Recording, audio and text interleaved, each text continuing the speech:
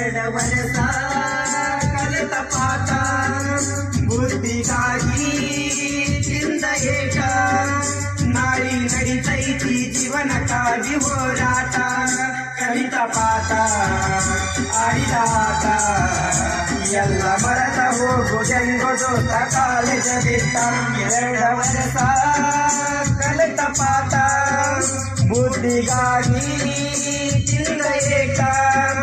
ನಾಳಿ ನಡಿತೈತಿ ಜೀವನಕ್ಕಾಗಿ ಹೋರಾಟ